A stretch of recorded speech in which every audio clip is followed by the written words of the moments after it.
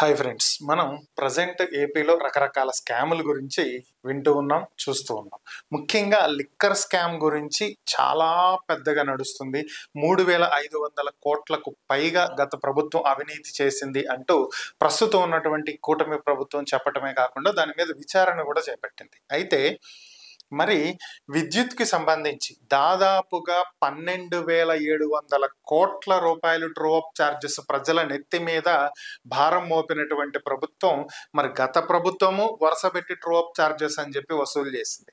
మరి ప్రస్తుతం ఉన్నటువంటి ప్రభుత్వం, గత ప్రభుత్వం విద్యుత్ పరికరాల కొనుగోళ్లలో భారీ అవినీతి జరిగింది, వాటికి సంబంధించినటువంటివన్నీ లెక్కలు లేవు, సో అందుకు వాటిని సర్దుబాటు చేయడానికి మేము ఛార్జెస్ వేయాలని చెప్తుంది. మరి ఓవరాల్గా గత ప్రభుత్వ హయాంలో మరి ఈ విద్యుత్ పరికరాల కొనుగోళ్లకు సంబంధించి లెక్కలు సరిగా లేకపోతే మద్యం మీద ఏ విధంగా అయితే విచారణ జరుపుతున్నారో అదే విధంగా ఈ కరెంటుకు సంబంధించి, ఈ విద్యుత్ డ్రాప్ ఛార్జీలకు సంబంధించి, విద్యుత్ పరికరాల కొనుగోలుకు సంబంధించి ఎందుకు విచారణ జరపట్లేదు, ఎందుకు సిట్ వెయ్యలేదు, సో అసలు ఏం జరుగుతుంది దీనికి సంబంధించి, దీని మీదే చాలా సింపుల్గా అర్థమయ్యే విధంగా చెప్తాను. సో ఇక్కడ జరుగుతుంది ఏంటి అంటే, ఒక అద్భుతమైనటువంటి ఒక పకడ్బందీ పక్కాగా ఒక ఫ్లోలో చక్కగా జరుగుతున్నటువంటి ఒక స్కామ్. దీంట్లో ఏం చేస్తున్నారంటే, ఫస్ట్ థింగ్ నిబంధనలు తొంగలో దొక్కటం. రెండవది ఏంటి అంటే అడ్డగోలుగా వాళ్ళకి నచ్చిన వాళ్ళకి టెండర్లు ఇచ్చుకుంటాం. మూడవది ఏంటి అంటే వేరే వాళ్ళు టెండర్లోకి రాకుండా ఎలా మేనేజ్ చేయాలి, ఎలా మ్యానిపులేట్ చేయాలనేది చేయటం. నాలుగవది ఏంటంటే ఈ వచ్చినటువంటి వాటికి హయ్యెస్ట్ ఛార్జెస్ ఇచ్చి, వీళ్ళకి నచ్చిన వాళ్ళకి ఇచ్చారు కదా టెండర్, హయ్యెస్ట్ రేట్స్ ఇచ్చి వాళ్ళ దగ్గర ఎక్విప్మెంట్ కొంటాం.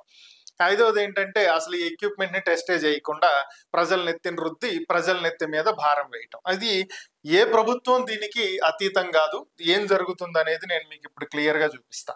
సాధారణంగా ఏవైనా సరే ప్రభుత్వం నుంచి వచ్చేటువంటి ఏ టెండర్ అయినా సరే, ప్రభుత్వం నుంచి ఏదైనా సరే ఒక వర్క్ వస్తుంది అంటే దాని టెండర్ పిలుస్తారు, బిడ్లు వేస్తారు. ఏ కంపెనీ అయితే బెస్ట్ ప్రైస్ కోట్ చేస్తుందో వాళ్లకు ఈ కాంట్రాక్ట్ అప్పగిస్తారు. అలాగే విద్యుత్ శాఖలో కూడా జరుగుతుంది. అయితే ఇక్కడ ఒకటి ఏంటంటే, ఈ విద్యుత్తుకు సంబంధించి మనం ఏదైతే కొనుగోలు చేస్తారో దానికి వారంటీ పీరియడ్ అనేది ఉంటుంది. అది ఎంత అంటే 5 years.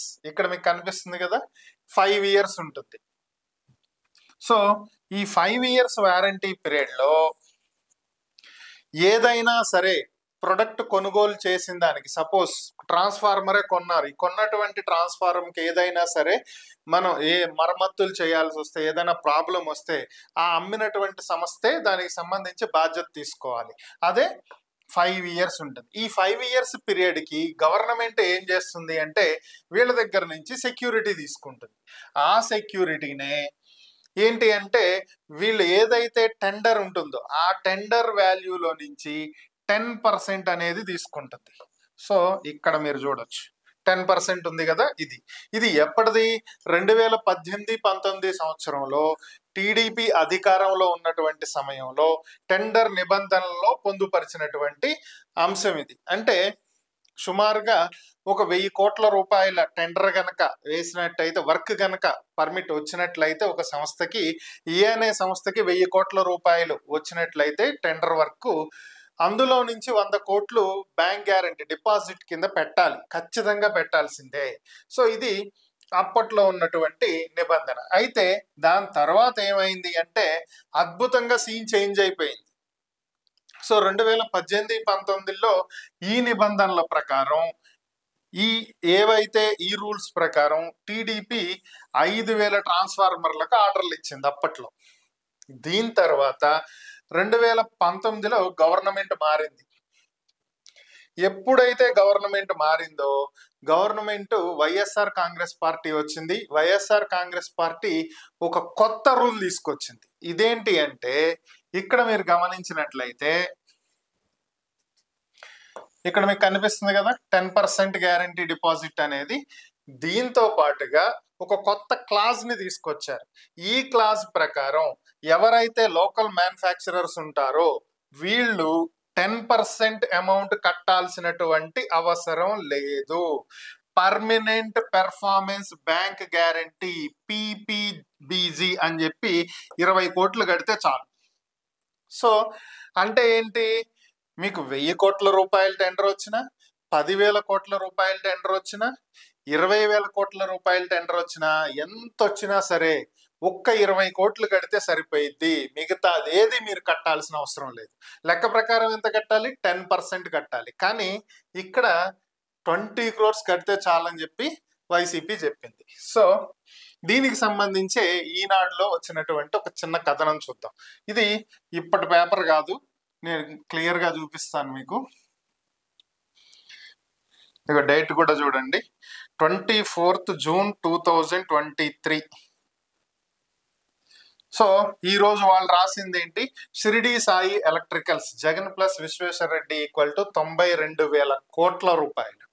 అంటే దాదాపుగా 92,000 కోట్ల రూపాయలు. అంటే మనం 1000 కోట్లకే ఒక 10% అనేది డిపాజిట్ చేయాలనుకున్నాం మనం ఆల్రెడీ. సో 1000 కోట్లకి 10% డిపాజిట్ చేయాలంటే 92,000 కోట్లకి ఎంత అమౌంట్ కట్టాల్సి వస్తుంది. కానీ దీన్నంతా పక్కన పెట్టేసేసి ఇంత భారీ మొత్తాన్ని, సో దాదాపుగా 1000 కోట్ల రూపాయలు కట్టాల్సినటువంటి ఈ వ్యవహారాన్ని సింపుల్ గా 20 కోట్ల రూపాయలతోటి తేల్చేశారు. సింపుల్ గా ఇక్కడ ఏదైతే దీంట్లో మనం మాట్లాడుకున్నామో 20 కోట్ల రూపాయలు అనేది దీంతో తేల్చేసి ఈ పర్టిక్యులర్ సంస్థకి మొత్తం అప్పజెప్పేసేసారు. ఎప్పుడు 2019 నుంచి 24 మధ్యలో. అయితే వీళ్ళకి భారీ స్థాయిలో అప్పజెప్పడం జరిగింది. దీనికి సంబంధించినటువంటి ఎంతెంత వర్క్స్ ఇచ్చారనేది కూడా మనం ఒకసారి పరిశీలించినట్లయితే భారీ స్థాయిలోనే వీళ్ళకి వర్క్స్ ఇవ్వటం జరిగింది. ఇది ఒక ఎత్తు అయితే, మరి 2024లో ప్రభుత్వం మారింది కదా. 2024లో ప్రభుత్వం మారిన తర్వాత ఏమన్నా మళ్ళా పాత నిబంధనలు వచ్చినాయా, 10% కట్టాలా అంటే బేబే అది కూడా ఏం లేదు, చిచ్చి అట్లాంటిది ఏం లేదు. మళ్ళీ యథావిధిగా గత ప్రభుత్వం ఏదైతే ఫాలో చేసిందో దాన్నే ప్రస్తుతం ఉన్న కూటమి ప్రభుత్వం కూడా ఫాలో చేసింది. అదేం విడ్డూరమో అర్థం కాలేదు. 2018లోనేమో 10% గ్యారంటీ కట్టాలని చెప్పినటువంటి ప్రభుత్వం 2024కి వచ్చేటప్పటికి అవసరం లేదు, ఆ 20 కోట్లు కడితే సరిపోయిద్ది అని చెప్పి ఒక విచిత్రమైనటువంటి ఒక కొత్త జీవో తీసుకొచ్చింది. సరే, దాన్ని కూడా పక్కన పెడదాం. ఇదే ఒక వింత అయితే ఇదిగోండి, ఇది దానికి సంబంధించినటువంటిది. సో అదే కంటిన్యూ చెయ్యండి అని చెప్పి ఇచ్చినటువంటిది. సో సేమ్ టు సేమ్ గత ప్రభుత్వం ఏదైతే ఇచ్చిందో అదే ఇచ్చింది, ఏం మార్చల. సో మరి ఈ వింత ఎందుకు జరిగింది అనేది ఒకసారి వాళ్ళకే తెలియాలి. ఇదంతా ఒక ఎత్తు అయితే, ఇంకొక అంశం ఏంటంటే, ఒకవేళ ఎవరైనా సరే మన స్టేట్ వాళ్ళు కాకుండా అదర్ స్టేట్స్ నుంచి వచ్చి ఏపీలో టెండర్ వేస్తే వేయొచ్చు కదా, అవకాశం ఉంది కదా. తెలంగాణ నుంచో, తమిళనాడు నుంచో, లేదంటే యూపీ నుంచో, ఛత్తీస్గఢ్ నుంచో, బీహార్ నుంచో, ఢిల్లీ, ఎక్కడో చోట ఏదో ఒక స్టేట్ నుంచి వచ్చి వేసారనుకుందాం, గుజరాత్, రాజస్థాన్, ఏదో ఒకటి. సో వాళ్ళు నాన్ లోకల్ కదా. సో ఇతర స్టేట్ల నుంచి వచ్చి ఏపీలో టెండర్ వేస్తే, ఏపీలో గనక వాళ్ళకి టెండర్ వస్తే ప్రభుత్వం నుంచి, అందులో నుంచి 50% క్వాంటిటీ, ఆ టెండర్లో నుంచి 50% అనేది లోకల్లో ఉన్నటువంటి వాళ్ళకి ఇవ్వాలి. సో లోకల్ గా ఎవరైతే ఉంటారో, లోకల్ గా ఈ టెండర్ లో పార్టిసిపేట్ చేసేటువంటి కంపెనీస్ ఏవైతే ఉంటాయో వాళ్ళకి ఇవ్వాలంటే, బయట కంపెనీ ఒక 1000 కోట్ల రూపాయలు వర్క్ ఆర్డర్ కనుక తీసుకుంటే 50% అంటే అందులో నుంచి 500 కోట్ల రూపాయల వాల్యూ అనేది లోకల్ వాళ్ళకి ఇవ్వాలి. టెండర్ వాళ్ళేసి వాళ్ళు విన్ అవటం ఏంటి, ఏ సంబంధం లేనటువంటి లోకల్ పీపుల్ కి 50% ఇవ్వటం ఏంటి, అసలు ఎందుకు ఇవ్వాలి, దేనికోసం ఇవ్వాలి? సో వర్క్ చేసేదేమో వాడు, టెండర్ గెలుచుకుంది ఆడు, అందులో నుంచి 50% తీసుకొచ్చి వీళ్ళకి ఇవ్వాలంట, లోకల్ వాళ్ళకి. ఎందుకు ఇవ్వాలో మరి ప్రభుత్వానికే తెలియాలి. ఇది ఒక వింత రూల్ పెట్టారు. సో దీనివల్ల బయట నుంచి వచ్చి టెండర్ వేసేవాళ్ళు ఖతం, రావటం మానేశారు. సో ఇది ప్రస్తుతం జరుగుతున్నటువంటి ఒక అద్భుతమైనటువంటి టెండర్ ప్రక్రియ. ఇది ఒక ఫేజ్. ఇక రెండోది చెప్తా మీకు. 2018-19 టైంలో టీడీపీ అప్పుడు అధికారంలో ఉన్నటువంటి సమయంలో ఈ టెండర్ విధానం ద్వారా ఏ కంపెనీలు ఫిల్టర్ అయినాయి అనేది దాదాపుగా ఒక 8 కంపెనీలు ఫిల్టర్ అయినాయి. ఇదిగో SVR electricals, high power electricals, Shirdi Sai electricals, Transcon electricals, Kanyaka Parameswari electricals, Vijay transformers, Toshiba. So ఏదో పెద్ద మంచి కంపెనీకే ఇచ్చారులే, మంచిదే అని అనుకుందాం. ఓకే, సో ఇన్ని కంపెనీలు 2018-19లో టీడీపీ ఫైనల్ చేసి వీటిని ఫైనల్ లిస్ట్ కింద పెడితే 2019కి వచ్చేటప్పటికి లిస్ట్ మారిపోయింది. ఇది 2019 తర్వాత 2023-24 టైంలో మీకు ఇంకొద్ది జూమ్ చేస్తే కనిపిస్తుందేమో. 23-24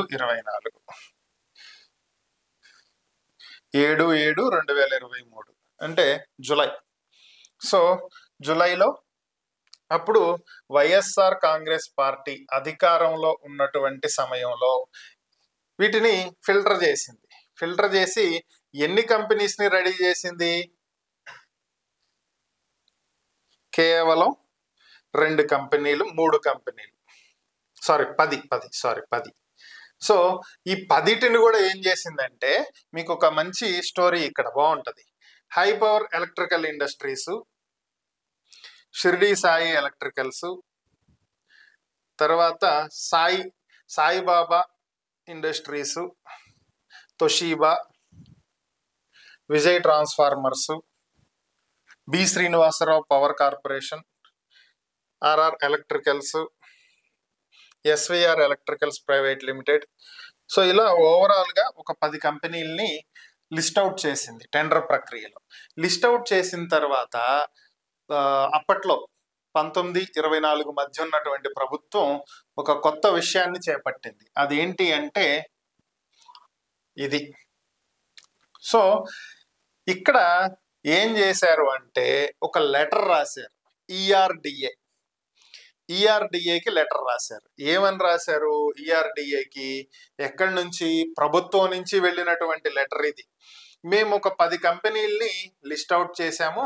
ఇదిగోండి 10 కంపెనీలు ఇక్కడ కనిపిస్తున్నాయి కదా. Shirdi Sai, Transcon, high power, Kanyaka Parameswari, BSR power corporation, Toshiba, Saibaba, RK electricals, SVR electricals, Vijay transformers. So ఈ 10లో నుంచి మీరు ఫిల్టర్ చెయ్యండి.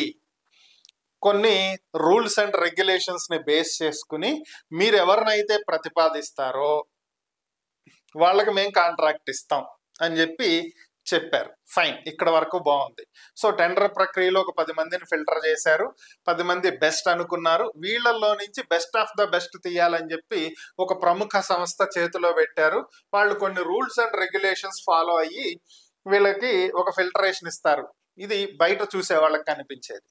బట్ బ్యాక్గ్రౌండ్ లో జరిగింది ఏంటంటే, ప్రభుత్వమే ఈఆర్డిఏకి ఒక లెటర్ రాసి ఇదిగో ఈ పాయింట్లు పెట్టండి, దాంట్లో అవి ఫాలో అయిన వాళ్ళకే మనం టెండర్ ఇవ్వాలి, మిగతా వాళ్ళకి ఇవ్వద్దు. సో ఆ పాయింట్లు ఏంటి అంటే మీకు ఇక్కడ కనిపిస్తాయి. ఏదైతే కంపెనీ టెండర్ ప్రక్రియలో పాల్గొంటుందో ఆ సో అండ్ సో కంపెనీ గతంలో గడిచినటువంటి 3 ఏళ్ళు, 4 ఏళ్ళు లేదా 5 ఏళ్ల లోపు ప్రభుత్వానికి ట్రాన్స్ఫార్మర్స్ కానీ ఎలక్ట్రికల్ ఎక్విప్మెంట్ కానీ ఏదైనా సప్లై చేసి ఉండాలి. అంటే ఈ లిస్ట్ అవుట్ అయినటువంటి ఫిల్టర్ అయినటువంటి ఈ 10 కంపెనీల్లో నుంచి ఏదైనా కంపెనీ ఫస్ట్ టైం గనక టెండర్లో పార్టిసిపేట్ చేస్తూ ఉన్నట్లయితే దే ఆర్ నాట్ ఎలిజిబుల్. ఆటోమేటిక్గా ఇక్కడే కొన్ని ఫిల్టర్ అయిపోతాయి. నెక్స్ట్ ఏం పెట్టారు అంటే, ఆ పర్టికులర్ కంపెనీస్ ఈ డిపార్ట్మెంట్స్ అన్నిటినీ కలిగి ఉండాలి. ఒక 10 లిస్ట్ ఇచ్చి దాంట్లో నుంచి కనీసం 8 డిపార్ట్మెంట్లు ఉండాలి అని ఇచ్చారు. అయ్యేంటి? Marketing, finance, HR, procurement, raw material, planning, design, engineering, production, quality, service department. So పెద్ద కంపెనీస్ అయితే మల్టిపుల్ డిపార్ట్మెంట్స్ ఉంటాయి.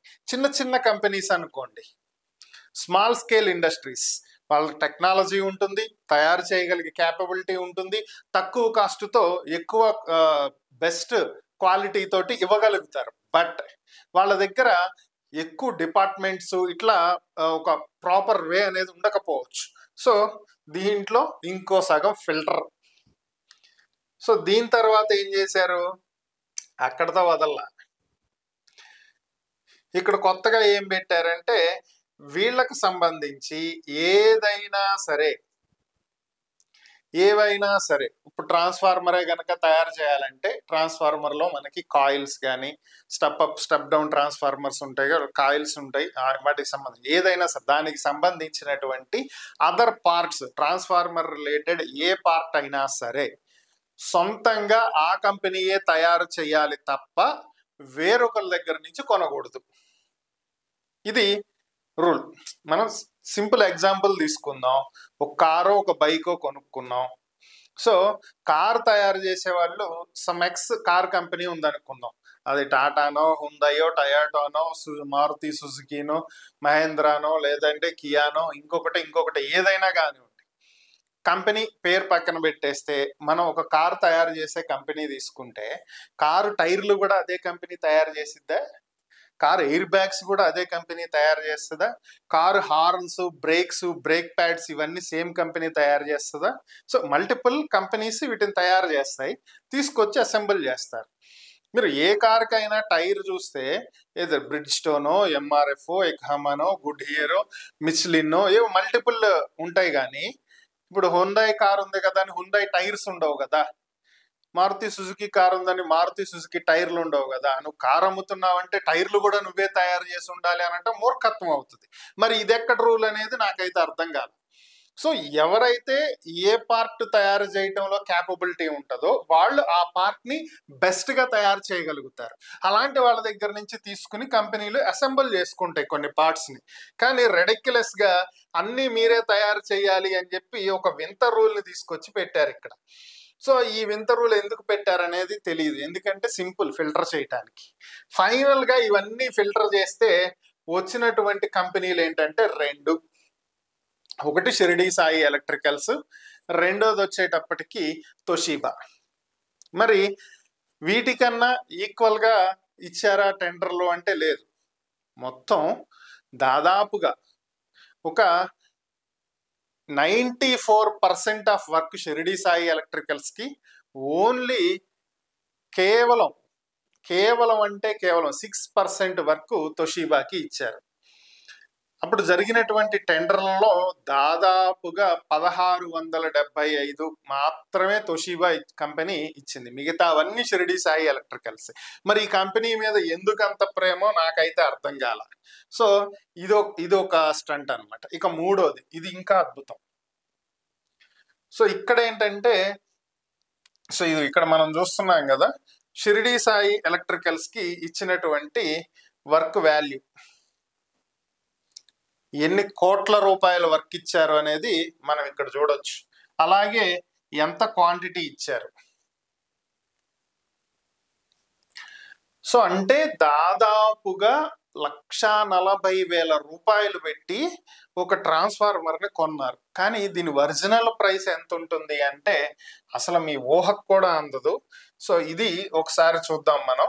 ఇది వచ్చేటప్పటికి ఎప్పుడు 2019 సంవత్సరంలో టీడీపీ అధికారంలో ఉన్నటువంటి సమయంలో, ఇంకా అప్పటికి ఎలక్షన్స్ జరగల, 18/4/2019.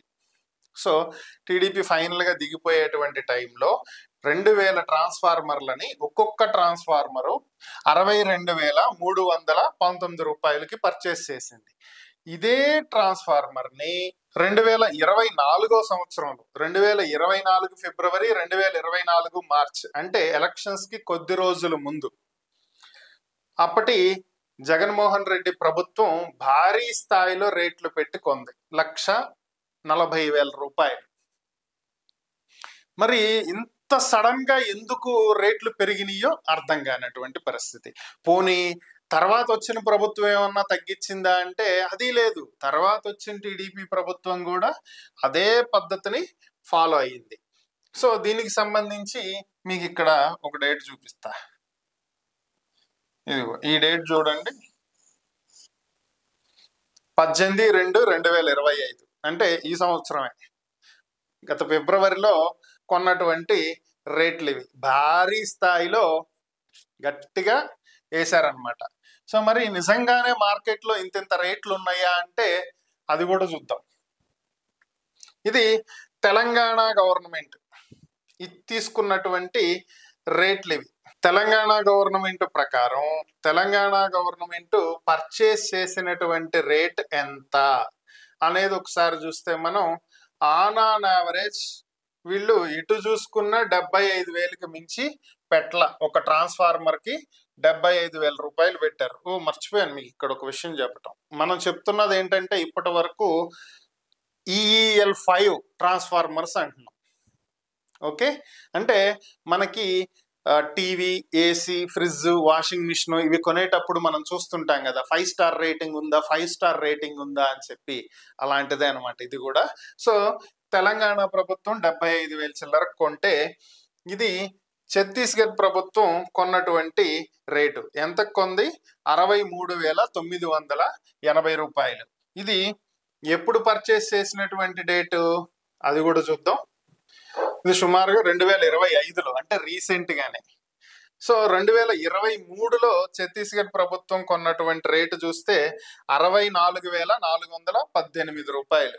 సరే ఇది కూడా వదిలేద్దాం, ఇంకో స్టేట్ చూద్దాం. ఇది యూపీ, ఉత్తరప్రదేశ్ 2025లో పర్చేస్ చేసినటువంటి రేట్ వచ్చేటప్పటికి 61,950 రూపాయలు.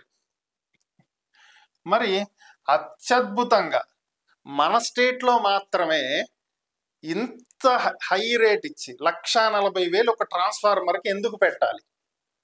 అర్థం కానటువంటి అంశం కదా. సాధారణంగా ఒక 69, సరే 70,000 అనుకుందాం. ఇతర రకరకాల రాష్ట్రాల్లో రకరకాల రేట్లు. సో ఆ రాష్ట్రాల్లో అంత తక్కువకి ట్రాన్స్ఫార్మర్లు ఇచ్చేటువంటి కంపెనీలు ఉన్నప్పుడు ఆ కంపెనీలను టెండర్ ఎందుకు వేయనివ్వట్లేదు? ఆ కంపెనీలకు వర్క్ ఎందుకు ఇవ్వట్లేదు? సో ఒకవేళ మన రాష్ట్రంలోనే ఇక్కడే లోకల్ మ్యానుఫ్యాక్చరర్సే ఆ రేట్ ఇచ్చేవాళ్ళు ఉన్నారేమో, అది ఎందుకు చెయ్యట్లేదు? ఒక్క షిరిడి సాయికి మాత్రమే కాంట్రాక్ట్లు ఎందుకు వెళ్తున్నాయి? ఆ పర్టిక్యులర్ కంపెనీకి మాత్రమే 70,000 రూపాయలు పడేటువంటి ట్రాన్స్ఫార్మర్ ని 1,40,000 రూపాయలు, అంటే ఆల్మోస్ట్ డబుల్ ద రేట్ ఇచ్చి ఎందుకు కొంటున్నాం? ఈ కొన్నటువంటి అమౌంట్ మొత్తాన్ని ట్రూ అప్ ఛార్జీలని, ఆ ఛార్జీలని, ఈ ఛార్జీలని ప్రజల నెత్తి మీద ఎందుకు రుద్దుతున్నాం? ఏం అవసరం? ఎందుకు ఈ రకంగా దోచుకుంటున్నారు? ఇది ఒక అద్భుతమైనటువంటి ప్రభుత్వం చేస్తున్నటువంటి స్టంట్ అయితే, అధికారులు చేస్తున్నటువంటి స్టంట్ ఇంకొకటి ఉంది, అది కూడా చూపిస్తా ఇప్పుడు. జనరల్ గా వచ్చినటువంటివి ఏవైనా సరే ప్రొడక్ట్స్ వస్తే వాటికి సంబంధించి క్వాలిటీ చెక్ అనేది చెయ్యాలి. సో సపోజ్ ఇప్పుడు ఒక 1000 ట్రాన్స్ఫార్మర్లు ఉంటే అందులో ర్యాండమ్ గా ఒక 100 ట్రాన్స్ఫార్మర్స్ ని పిక్ చేయాలి. ర్యాండమ్ గా ఒక 100 ట్రాన్స్ఫార్మర్స్ పిక్ చేసి వాటిని టెస్ట్ చేయాలి. ఈ టెస్ట్ చెయ్యమని చెప్పి చీఫ్ ఇంజనీరు డిప్యూటీ ఎగ్జిక్యూటివ్ కి ఒక లెటర్ రాశారు. సో ఈ లెటర్ ఎప్పుడు వచ్చింది? 21/3/2025. ఫైన్, ఇక్కడ వరకు బాగానే ఉంది కదా. సో ఇన్స్పెక్షన్ కంప్లీట్ అయిపోయింది అని చెప్పి ఆయన రిప్లై ఇచ్చిన లెటర్ ఇది. సో అది చూడండి ఒకసారి, 21/3/2025. సో మరి ఈ అద్భుతం ఎలా జరిగింది అనేది నాకు అర్థం కాల. 100 ట్రాన్స్ఫార్మర్లని టెస్ట్ చేసి రిపోర్ట్ ఇవ్వండి అని చెప్పినటువంటి డేటు, టెస్టింగ్ అయిపోయింది ఇదిగోండి రిపోర్ట్ అని ఇచ్చినటువంటి డేటు రెండు ఒకటేనా? 100 ట్రాన్స్ఫార్మర్లు ఒక్క రోజులో అయిపోయినాయా? How it possible? సో ఇది అర్థం కానటువంటి విషయం అనమాట. సాధారణంగా ఒక్కొక్క ట్రాన్స్ఫార్మర్ని టెస్ట్ చేయడానికి యావరేజ్గా 12 గంటలు పట్టింది. సైమల్టేనియస్ గా ప్యారలర్ గా ఒకేసారి ఒక 5-6 ట్రాన్స్ఫార్మర్లు టెస్ట్ చేశారనుకున్నా కానీ కనీసం ఒక 4 నుంచి 5 రోజులు మినిమం పట్టాలి. సో అట్లీస్ట్ ఆ గ్యాప్ పెట్టుకుని అన్నా రిప్లై ఇవ్వచ్చు కదా. సో ఇది ఒక అద్భుతం. సో ఇది ఒక ఎత్తు అయితే, ఈ చెకింగ్ కి సంబంధించి BIS, bureau of Indian standards ఇచ్చేటువంటి నామ్స్ ఫాలో అవ్వాలి. వాటి ప్రకారం మల్టిపుల్ టెస్ట్లు ఉంటాయి. సో ఏమేం టెస్టులు చేయాలి, ఎలా చేయాలి అనేది ఇక్కడ ఉంటది. సో ఇది ఎనాక్సరీ 1లో ఏదైతే ఉందో ఈ టెస్ట్లు అన్నీ చేయాల్సిందే. 21 టైప్ ఆఫ్ టెస్ట్లు ఇక్కడ మెన్షన్ చేశారు. సో వీటన్నిటికి సంబంధించి రిపోర్ట్ రాయాలి ఇక్కడ. సో ఈ టెస్ట్లన్నీ మళ్ళీ నెక్స్ట్ పారామీటర్స్ ఇవన్నీ కంప్లీట్ చేయాలి. టెస్ట్ ఎక్విప్మెంట్ ఏ ఎక్విప్మెంట్స్ యూజ్ చేసి ఎలాంటి టెస్టులు చేయాలి అనేది కూడా రాశారు. 11 రకాల ఎక్విప్మెంట్స్ యూజ్ చేసి ఇక్కడ ఉన్నటువంటి ఈ టెస్టులు మొత్తం చేయాలన్నమాట. సో మరి ఇవన్నీ ఎప్పుడు చేసేసారు, ఎప్పుడు కంప్లీట్ చేశారు, ఎప్పుడు రిపోర్ట్ ఇచ్చారు? 11 రకాల ఎక్విప్మెంట్ యూజ్ చేసి 21 రకాల టెస్ట్లని 1 డేలో కంప్లీట్ చేసి రిపోర్ట్ ఇచ్చారంటే ఇది ఒక అద్భుతం నిజంగా. సో ఇదే అధికారులు చేసినటువంటి ఇంకొక అద్భుతమైనటువంటి అంశం. దీని తర్వాత నేను మీకు ఇంకో అద్భుతం కూడా చూపిస్తా. అదేంటి అంటే మనం ఇప్పటి వరకు మాట్లాడుకున్నాం, ఏమని మాట్లాడుకున్నాం? 5 స్టార్ రేటింగ్ ఉన్నటువంటి ట్రాన్స్ఫార్మర్లని. సో అంటే పాపం ఇతర రాష్ట్రాల్లో 65,000కి 70,000కి వస్తున్నాయి అంటే మేబీ అవి 2 స్టార్ 3 స్టార్ రేటింగ్ ఉన్నటువంటి ట్రాన్స్ఫార్మర్స్ అని అనుకోవచ్చు. ఇక్కడ మనం 5 స్టార్ వాడుతున్నాం కదా, దానికి సంబంధించి కూడా చెప్తాం మీకు. ఇదిగో 5 స్టార్ EEL5. ఓకే, టెండర్లో క్లియర్గా ఇచ్చారు కదా. సో మరి ఈ టెండర్కి సంబంధించి ఆర్డర్ డెలివరీ చేసినటువంటి షిరిడి సాయి తన పర్చేజ్ ఆర్డర్లో ఏం మెన్షన్ చేసింది అనేది మీరు ఒకసారి గమనిస్తే ఏమిచ్చింది ఇక్కడ? EEL3. సో మనం అడిగింది EEL5 అయితే EEL3 వచ్చింది. అంటే 5 స్టార్ రేటింగ్ ట్రాన్స్ఫార్మర్స్ సప్లై చేయాలని గవర్నమెంట్ చెప్తే 3 స్టార్ రేటింగ్ ఉన్నటువంటి ట్రాన్స్ఫార్మర్లని సప్లై చేయడం జరిగింది. మరి దీనికి సంబంధించి ఒక మంచి విషయం ఏంటంటే ఇక్కడ ఇన్స్పెక్షన్ చేశారు కదా, మరి మనం అది కూడా చూసుకోవాలి కదా. ఇక్కడ ఇన్స్పెక్షన్ చేసిన దాంట్లో కూడా చాలా చక్కగా మెన్షన్ చేశారు EEL3 అని. మరి 5 స్టార్ రేటింగ్ ఉన్నటువంటి ట్రాన్స్ఫార్మర్లకి టెండర్ వేయటం ఏంటి, 3 స్టార్ రేటింగ్ ఉన్నటువంటి ట్రాన్స్ఫార్మర్లో డెలివరీ అవ్వటం ఏంటి, వాటిని వీళ్ళు టెస్ట్ చేయటం ఏంటి, భారీ స్థాయిలో ఈ రేట్లు ఏంటి, ఇవన్నీ ఎత్తుకొచ్చి మన నెత్తి మీద వేసి ట్రోప్ ఛార్జీలు, గాడిద గుడ్డు ఛార్జీలు అని చెప్పి జనాలు నడ్డి విరవటం కాకపోతే దీన్ని ఏమనాలి? ఒకసారి ఇది చూస్తే అంతు చిక్కని ట్రోప్ లెక్క. జగన్ హయాంలో ఏటాబాదుడు, ఇప్పుడు 5 ఏళ్లకు కలిపి మరో షాక్. 12,717 కోట్ల వసూలుకు డిస్కంల ప్రతిపాదన. నాడు విచ్చలవిడిగా ట్రాన్స్ఫార్మర్లు, పరికరాల కొనుగోళ్లు, ఆ ఖర్చులు ఆ 5 ఏళ్లలో చూపలేదట. ఇప్పుడు రెవెన్యూ లోటు భర్తీ చేస్తారంట. ఏంటిది, ఏం లెక్కిది? సో ఇదంతా ఒక మంచి విచిత్రం అనమాట. మన మంచి ప్రభుత్వం చేస్తున్నటువంటి మహామంచి లెక్కలు ఇవి. సో ఈ అద్భుతం ఏంటనేది ఎవరికి అర్థం కాదు. ఇక్కడ మ్యాటర్ ఏంటి అంటే అదొక వింత. గత ప్రభుత్వమే అన్నిటినీ తుంగలో దొక్కిందంటే ఈ ప్రభుత్వం అంతకంటే గట్టిగా దొక్కుతుంది. కనీసం మరి లిక్కర్ స్కామ్ కి సంబంధించి చేసినటువంటి ప్రభుత్వం ఈ కరెంట్ స్కామ్ గురించి ఎందుకు విచారణ జరపట్లేదు అనేది అంతుబట్టనటువంటి ప్రశ్న. అయితే ఇక్కడ ఒక చిన్న ఇదేంటంటే ఇప్పుడు దాకా మనం ఒక సంస్థ గురించి మాట్లాడుకున్నాం, షిరిడి సాయి ఎలక్ట్రికల్స్ అని. ఇక్కడ మీరు గమనిస్తే ఒక పేరు ఉంది కదా, షిరిడి సాయి ఎలక్ట్రికల్స్ లిమిటెడ్ అని చెప్పి.